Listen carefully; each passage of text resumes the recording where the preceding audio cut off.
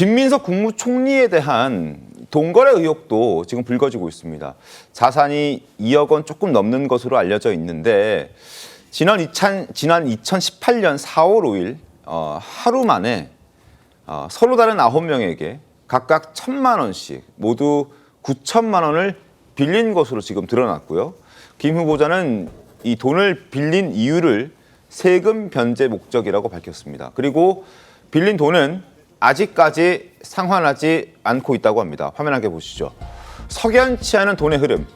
9명에게 같은 날 4월 5일 2018년 4월 5일 같은 날 서로 다른 9명에게 1,000만 원씩을 빌려서 9천만 원을 빌렸다. 7년이 지난 지금까지 이 돈을 갚지 않았다. 수상한 흐름, 석연치 않은 돈의 흐름. 자, 김광사 변호사님. 같은 날 9명에게 1,000만 원씩 빌린다는 것도 일반적이진 않은데 지금까지 갚지 않았다. 그리고 변제 목적이다. 뭐 어떻게 좀 보셨습니까?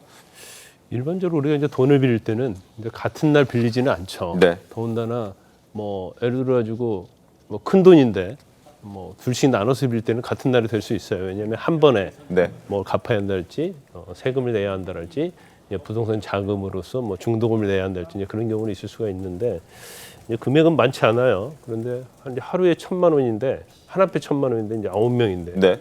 그것도 이제 동일날 어떻게 보면 같은 날. 네. 같은 날 9명한테 이렇게 1,000만 원 빌리기가 어렵거든요. 우리가 보통 돈 빌릴 때도 A라는 사람한테 1,000만 원만 빌려줘 해서 네. 빌리고 그다음에 B라는 사람한테 1,000만 원만 빌려줘 해서 빌리고 그럼 날짜가 좀 다르야 하는 거고 그리고 경우에 따라서는 뭐 되게 빌릴 돈 있으면 이제 1,000만 원만 빌리지 않고 뭐 2,000, 3,000 빌릴 수도 있는 거죠. 근데 어떻게 보면 약간 쪼개기식이라는 느낌이 드는 네네. 그러한 걸로 4월 5일 날 단 하루에 9명부터 이제 1,000만 원씩 빌린 거고 그럼 우리가 이제 돈을 빌릴 때는 항상 뭐 1,000만 원 빌릴 때는 아마 차용증 같은 거 작성 안 할 거예요. 뭐 그래도 이 정도 정치를 할 정도 사람이면 네. 그러면 뭐 이자랄지 아니면 이제 이자를 지급하지 않는다도 언제까지 갚겠다 이제 이런 내용이 있어야 하는데 그런 내용이 없고 지금 2018년인데 지금 7년이나 지났는데도 갚지 않았다고 하니까 네네. 지금 이런 의혹을 제기하는 거죠. 그래서 혹시 그냥 준 게 아니냐. 근데 이제 정치인한테 그냥 주면 이게 정치자금법 위반이거든요. 네.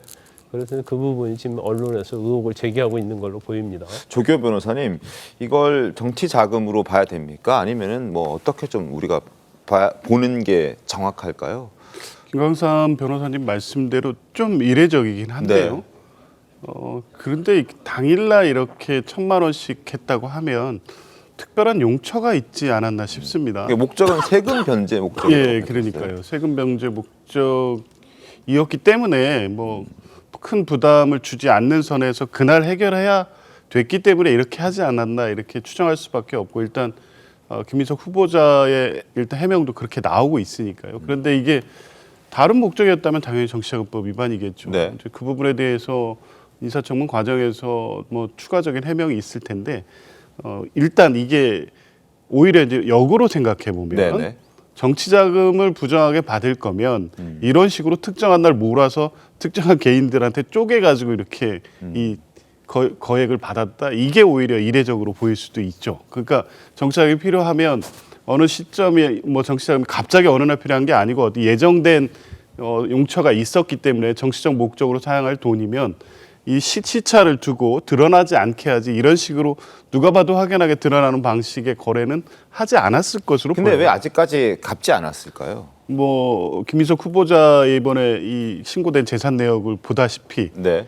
그 지출에 비해서 사실 수입이 별로 없어서 여력이 없지 않았나 싶습니다. 뭐 실제 뭐 신고 내역도 한 2억 정도 가량인 거고 네. 지금까지 뭐 계속 이 정치를 해오고 있는 분이기 때문에 다른 방식으로 이 자산을 축적하거나 할 수단도 이제 적절하지 않은 것으로 네. 보여요. 자산 내역을 보면 결국에 이 세비나 이런 거를 이제 모아서 이렇게 부분 변제하는 수 외에 아니면 다른 가족의 도움을 얻거나 했었어야 될 것 같긴 한데 그러니까 오히려 이게 그냥 안 갚을 목적으로 빌린 게 아니냐 이렇게 볼 수도 있지만 실제 꼭 필요해서 빌렸는데 사정이 여의치 않아서 변제하지 못하고 있다 이렇게 볼 수 있는 측면도 있는 것 같습니다. 안 갚은 게 아니라 못 갚은 걸로 볼 수도 있다. 자, 김민석 후보 재산 내역 한번 보시죠.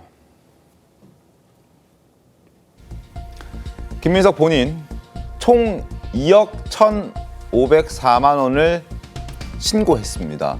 사무실 전세권 지금 800만 원, 예금이 6천만 원 정도 되고 배우자는 상가 2천만 원, 오피스텔 전세권 4억 원, 토지 1,200만 원, 예금 6천만 원, 주식 약 2천만 원, 은행 채무 2억 9천만 원, 모친의 빌라 1억 6,300만 원, 채무가 2억 8천만 원, 장남은 예금 103만 원 이렇게 해서 이제 더하고 빼고 해서 지금 2억 1,504만 원입니다.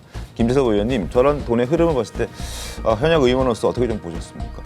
그러니까 일단 1,000만 원씩 이제 9명에게 받았다라는 네. 게 저는 사실 이해는 뭐 잘은 안 됩니다. 네네. 그러니까 정말 세금 변제 목적이었다면 아마 인사청문회 과정에서 당시에 뭐 2018년이라고 쓰여 있는데 2018년에 정말로 세금 변제를 했는지 여부를 확인시켜 주셔야 할 것 같고요. 네. 사실 이 그 1,000만 원씩 빌린 9명에게 빌린 것 자체가 그 자체로 문제라기보다는 아니 지금 저렇게 재산이 없는 가운데서 이제 2억 네. 정도의 재산 가운데서 그러니까 아들의 유학비는 어떤 식으로 감당을 했느냐. 그 문제도 있죠. 네. 이제 그런 것들이 이제 석연치 않은 것이죠. 그리고 적어도 변제할 목적이 있었다면, 변제할 뜻이 있었다면, 이 7, 8년 정도가 오랜 이 시간이 흘렀는데 한두 명이라도 변제를 했다라고 해야 맞을 것 같거든요. 네네. 그러니까 한 명에게도 변제를 하지 않고 이자도 뭐 갚지 않고 그랬다는 것은 애초에 이때 돈을 받았던 것에 변제할 의사가 있었느냐, 갚을 의사가 있었느냐라는 의심이 들 수밖에 없는 겁니다. 그러니까 김민석 의원이 김민석 이제 후보자가 이제 다시 국회의원이 되고 나서 이제 의정 생활을 꽤 했으면 세비도 있을 거고 얼마든지 채무상환 능력이 받쳐졌을 텐데도 네네. 불구하고 몇 년째 갚지 않았다는 것은 애초에 이걸 갚지 않을 목적으로 빌렸다. 그러면 이것은 정치자금으로 봐야 되고 그런 불법성이 있을 수 있으니 이 부분은 아마 후보자께서 아주 철저하게 검증을 해주셔야 될 거고 처음에 어떤 바로미터가 될 거라고 봅니다. 이것이. 알겠습니다. 자, 1,000만 원씩 9명에게 2018년 4월 5일 같은 날 9천만 원을 받았고 아직까지 원금은 갚지 않았다고 합니다. 못했는지 안 했는지 그건 확인을 좀 해봐야 할 것 같고 이자는 일부 뭐 받았다는 사람도 있고 뭐 일부 못 받았다는 사람도 있어서 그 부분도 추가적인 확인이 좀 필요해 보입니다.